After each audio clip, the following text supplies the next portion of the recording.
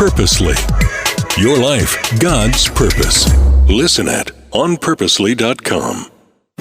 Last time on the Bible for Busy People, King Xerxes the Great chose a new queen. Her name was Esther, a beautiful young Jewish woman who was raised by her cousin Mordecai, a man who loved God. Mordecai and Esther stayed close, even though Esther's life had changed so dramatically. Mordecai even heard of a plot to take the king's life. And he informed Esther, and she told the king, and those palace guards were executed. We pick up the story today in Esther chapter 3. Unfortunately, it's time to meet the antagonist of our story. Sometime later, King Xerxes promoted Haman, son of Hammedatha, the Agagite, over all the other nobles, making him the most powerful official in the empire. All the king's officials would bow down before Haman to show him respect whenever he passed by, for so the king had commanded. But Mordecai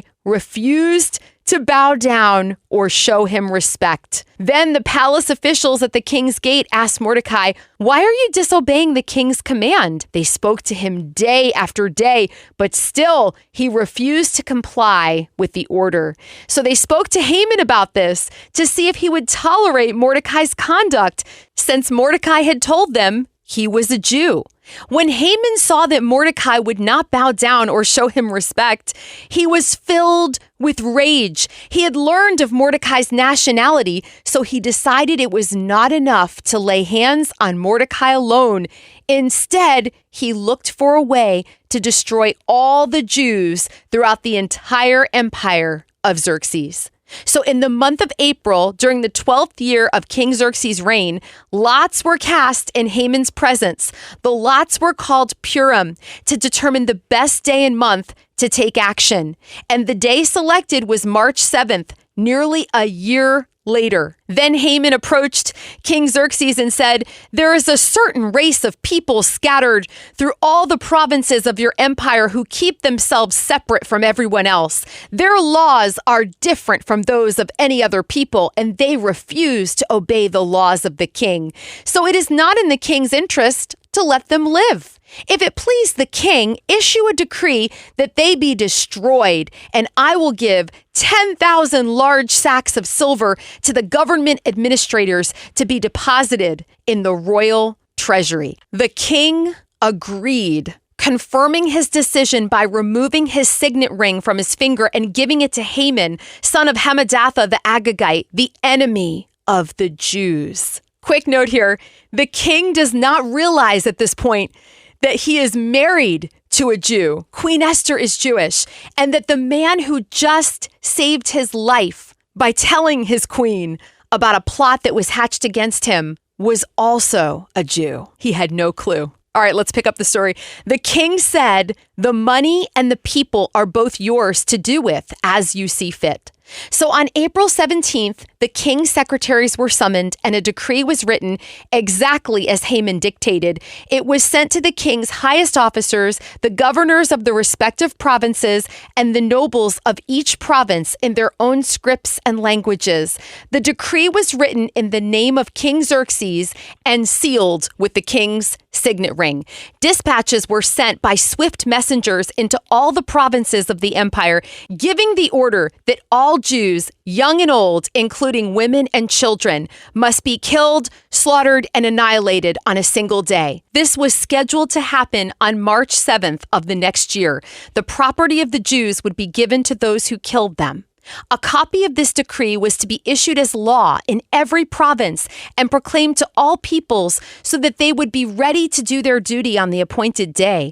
At the king's command, the decree went out by swift messengers, and it was also proclaimed in the fortress of Susa. Then the king and Haman sat down to drink, but the city of Susa fell into confusion. Esther chapter 4 now, verse 1. When Mordecai learned about all that had been done, he tore his clothes, put on burlap and ashes, and went out into the city, crying with a loud and bitter wail. He went as far as the gate of the palace, for no one was allowed to enter the palace gate while wearing clothes of mourning. And as news of the king's decree reached all the provinces, There was great mourning among the Jews. They fasted, wept, and wailed, and many people lay in burlap and ashes. When Queen Esther's maids and eunuchs came and told her about Mordecai, she was deeply distressed. She sent clothing to him to replace the burlap, but he refused it. Then Esther sent for Hathatch, one of the king's eunuchs who had been appointed as her attendant. She ordered him to go to Mordecai and find out what was troubling him and why he was in mourning. So Hathatch went out to Mordecai in the square in front of the palace gate. Mordecai told him the whole story, including the exact amount of money Haman had promised to pay into the royal treasury for the destruction of the Jews. Mordecai gave Hathatch a copy of the decree issued in Susa that called for the death of all Jews. He asked Hathatch to show it to Esther and explain the situation to her. He also asked Hathatch to direct her to go to the king to beg for mercy and plead for her people. So Hathatch returned to Esther with Mordecai's message. Then Esther told Hathatch to go back and relay this message to Mordecai. All the king's officials and even the people in the provinces know that anyone who appears before the king in his inner court without being invited is doomed to die unless the king holds out his gold scepter. And the king has not called for me to come to him for 30 days. So Hathatch gave Esther's message to Mordecai. Mordecai sent this reply to Esther: "Don't think for a moment that because you're in the palace, you will escape when all other Jews are killed. If you keep quiet at a time like this," goosebumps now, "deliverance and relief for the Jews will arise from some other place, but you and your relatives will die. Who knows if perhaps you were made queen for just such a time as this." What will Esther reply? We'll find out next time. Until then, you are loved. Thank you so much for listening to the Bible for Busy People. If you need prayer or you're ready to go a little deeper in your faith, we've posted some resources for you in our show notes. We'd love for you to share this podcast with a friend and leave us a review. It helps us reach even more people with the hope of Jesus. This podcast is part of Purposely, a podcast network designed with practical podcasts to help you find and live in God's purpose for your life. Find more podcasts that will recharge you at onpurposely.com.